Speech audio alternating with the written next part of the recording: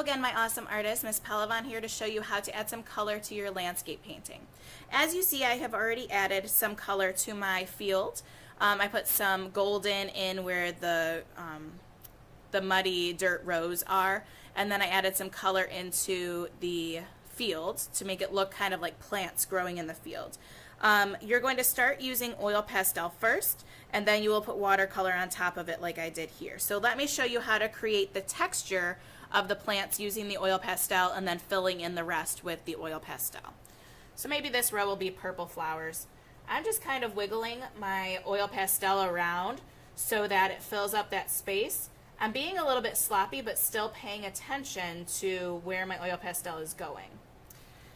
After that, I'm going to take my watercolor paint and I'm going to paint over top of it. So I'm getting my brush ready, taking the water off, and then I'm going to use kind of a green color for underneath to make it look like the vines of the plant growing underneath.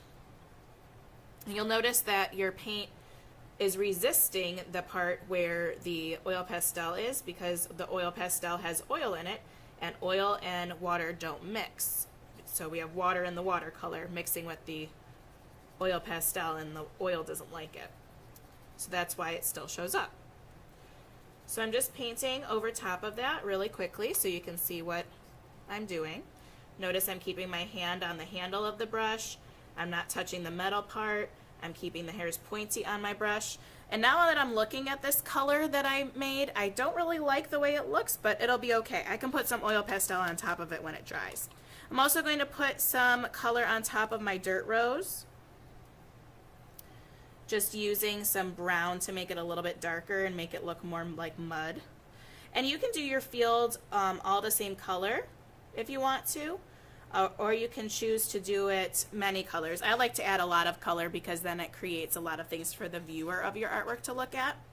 The last thing that I did was I took some white oil pastel and I kind of made some clouds up in the sky, because when you go to paint your sky, and you can make it like a sunset, you can make it like a sunrise, you can make it the middle of the day, you can make it stormy, nighttime, whatever you want. When you go to paint that, the oil pastel will resist and it will stay white. So let me show you what that looks like. I'm just going to do a blue and violet sky, kind of like nighttime, getting to be nighttime. So I'm just painting over top of this part here. And you'll notice that some things will start to appear because that's where I put my oil pastel. See, they're starting to show up there. And then you can always go back and add more oil pastel later on top of whatever you made, because the oil pastel will show up on top of your painting. I just want you to have some texture in your painting to start off with, and then you can add more later if you like. And you can paint over top of your Sharpie marker too. It won't go through, it won't cover it up.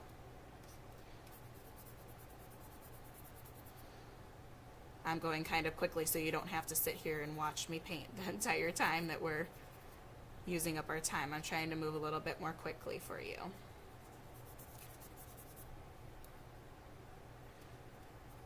Oops, I picked the wrong color. That's okay. Let's go put some blue on top of it, make it a little darker. And I think here I'm going to put some dark violet up the top. I think that needs a little bit more. So try and use a variety of colors to make your artwork more interesting. And also the darker colors in my sky make it look far off in the distance. So when you're all done, I still have a little bit more work to do, but when you are all finished painting, your paper will go on the drying rack. And do not color on top of your paper when it is still wet. You can tell if your paper is still wet is if it's really soft, and you can kind of see through it to the other side. This is still wet. Over here, this paper is getting a little bit more dry, but I can still feel that it's damp through the paper. When you're all done, again, put it on the drying rack, and then put your materials away, and you can get a free draw paper at your seat.